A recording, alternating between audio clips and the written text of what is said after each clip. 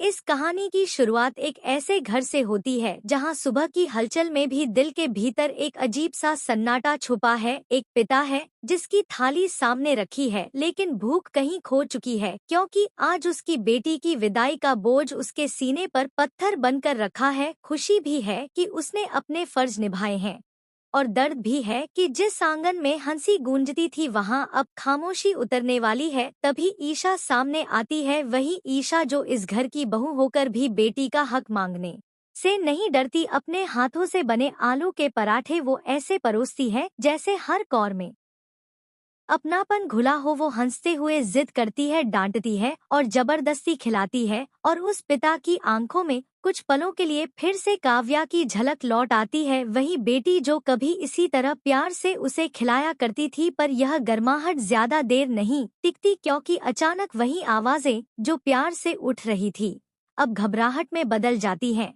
ईशा बेहोश है और एक पिता अपनी बेटी को इस हाल में देख पाने की ताकत नहीं रखता। उसका दिल हर धड़कन के साथ टूटता है और उसकी जुबान बस एक ही बात दोहराती है, अगर इसे कुछ हो गया तो ये बाप जीते जी मर जाएगा। अस्पताल की दीवारें गवाह बनती हैं उस दौड़ की जहां हर सेकंड भारी है। डॉक्टरों की आवाजें, मशीनों की बीप और परिवार की सांसें सब एक दूसरे में उलझ जाती हैं। ऑक्सीजन चाहिए, तुरंत ऑक्सीजन, लेकिन सिस्टम की सांसें पहले ही उखड़ चुकी हैं। सिलेंडर खत्म है, स्टॉक नहीं है, और 1 घंटे की मोहलत है, बस 1 घंटा, जिसके बाद सब कुछ खत्म हो सकता है। सूरज दौड़ता है शहर की गलियों में, दरवाजे खटखटाता है, हाथ जोड़ता है, गिड़गिड़ाता है, लेकिन हर जगह सिर्फ एक ही जवाब मिलता है, नहीं है, कहीं भी नहीं है। और उसी वक्त उसकी अपनी ही परछाई उसे काटने लगती है, क्योंकि वही सूरज जिसने ताकत के नशे में ऑक्सीजन का सारा स्टॉक उठवाया था, आज उसी के कर्म उसकी जिंदगी के सामने खड़े हैं।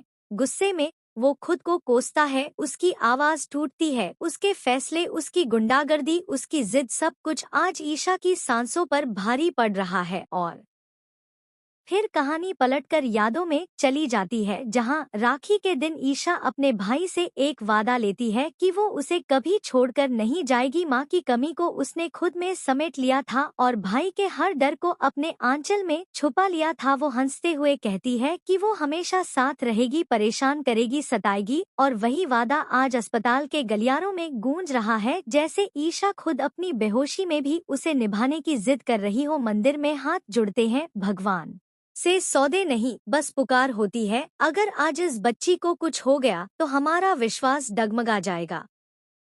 उधर सूरज को याद आता है वही सपना जो ईशा ने देखा था, उसे आईएएस बनते देखने का सपना, जहां ताकत डर से नहीं जिम्मेदारी से आती है और किस्मत एक आखिरी दरवाजा खोलती है। एक ईमानदार अफसर के सामने सूरज गिड़गिड़ाता है, अपना घमंड छोड़कर बस एक पति बनकर, एक इंसान बनकर, और वहां से उम्मीद की एक किरण निकलती है। सिलेंडर भेजा जा रहा है, ड्यूटी समझकर, एहसान नहीं। और जाते जाते वही अफसर सूरज के दिल में एक बात छोड़ जाता है कि बुराई को खत्म करने के लिए बुरा बनना जरूरी नहीं, सिस्टम में रहकर भी लड़ाई लड़ी जा सकती है। अस्पताल में सिलेंडर पहुंचता है, उम्मीद सांस लेती है, लेकिन डॉक्टर की आवाज फिर से दिल दहला देती है। शरीर रिस्पॉन्ड नहीं कर रहा, अब सिर्फ चमत्कार ही बचा सकता है। दरवाजे बंद होते हैं, बाहर रोते चेहरे, अंदर थमी हुई सांसें, और सूरज की आवाज जो टूटकर ईशा को पुकारती है, वो वादा याद दिलाती है, वो सपना दोहराती है कि वो आईएएस बनेगा, वो सब छोड़ देगा, बस उठ जाओ। लेकिन कहानी यहीं रुक जाती है, एक सवाल बनकर, क्या वादा सांसों से बड़ा होता है? क्या पछतावे समय से लड़ सकते हैं? और क्या ईशा अपनी इस लड़ाई से लौटेगी, या ये अधूरी उम्मीद अगले एपिसोड में और गहरी पीड़ा बनकर सामने आएगी? यही जानने के लिए दिल मजबूर हो जाता है इस कहानी को आगे देखने के लिए, क्योंकि यहाँ हर सांस एक सवाल है और हर सवाल का जवाब अभी बाकी है।